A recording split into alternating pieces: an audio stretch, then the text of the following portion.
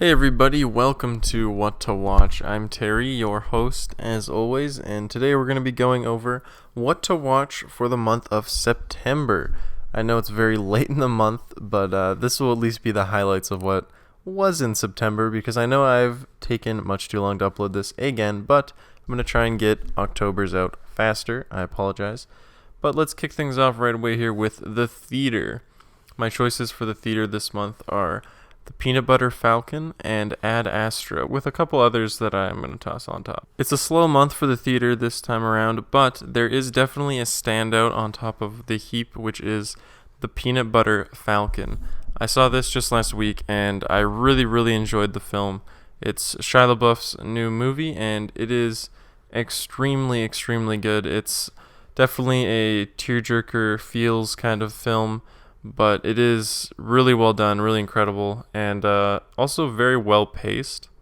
I really loved it. I like it a lot. It's sort of a Mark Twain sort of thing, it's just a really sweet, heartwarming kind of movie, and it is funny too. So I highly recommend the Peanut Butter Falcon. If you're gonna watch anything in theaters this month, make it the Peanut Butter Falcon. It is really good. You might be thinking it's not for you, but it's if you have a heart of any kind, I think you'll like the movie.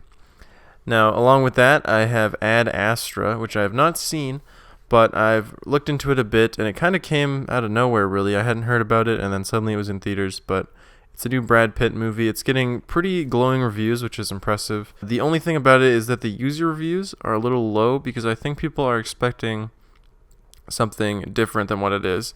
It seems to be a very introspective, sort of deep look at things. It's kind of a, that kind of a movie. So don't expect an action-packed romp in space, If you're into that sort of thing, if you want a sort of deep movie, I think that Ad Astra is definitely a good choice for you. And like I said, the reviews are good. So if you like Brad Pitt and you know that at least with that you're going to get a good performance. So I definitely recommend Ad Astra as well. So yeah, those are my choices for the theater for this month. But if you're not into spending millions on tickets and popcorn, here are my recommendations from what's new to Netflix. The Ranch and Between Two Ferns, the movie. So this month we have Between Two Ferns, the movie, Zach Galifianakis' new Netflix original film. Now, if you don't know what Between Two Ferns is, it's originally a Funny or Die sort of interview show. It's a very short show that Zach Galifianakis does where he'll have celebrities on and sort of mess with them, interview them kind of a thing. It's more of like a mini roast more than anything, honestly.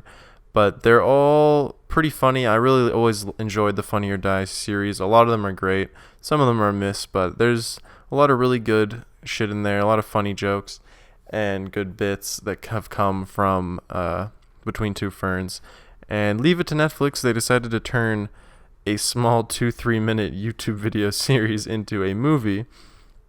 And for me, I was very excited for the movie. I thought it was going to be really good. I had hopes it would be good. I thought, it's going to be the show on Funny or Die, but more.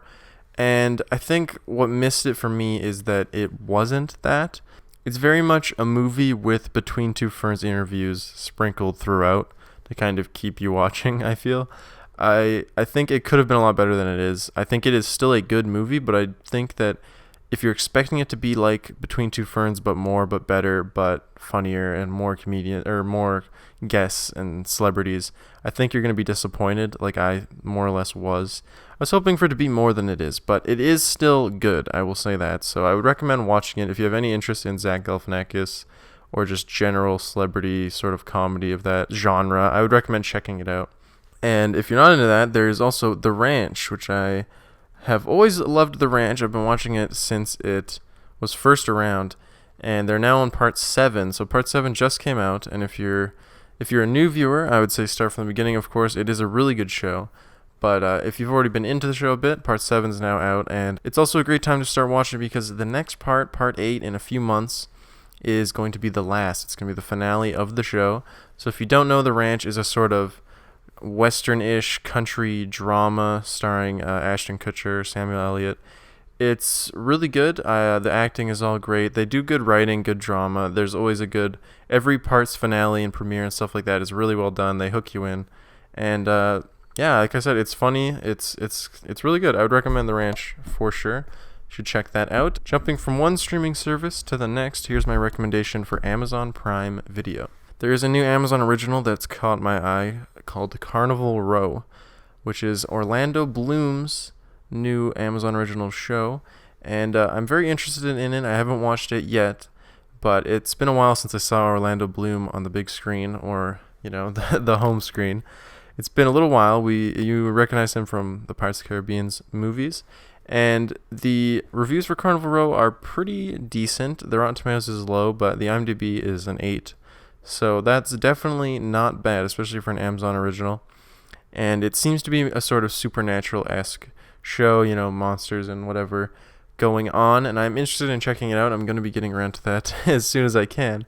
But if you have Prime and you're looking for a show to check out, I would recommend Carnival Row for sure. Yeah, so I think today I'm actually going to bring back the YouTube segment from a while back, because just the other day, very, very recently, something very big dropped on YouTube that I'm super excited for, which is The Last of Us Part 2's reveal trailer for the release date. A big brand new trailer showing a lot more story on The Last of Us 2. If you don't want spoilery stuff like that, maybe avoid it, but I am very hyped up for The Last of Us 2, and they just dropped a brand new trailer, so if you haven't seen that, head over to YouTube and check it out. It's on PlayStation's official channel, as well as probably a million other places. It got me extra hyped.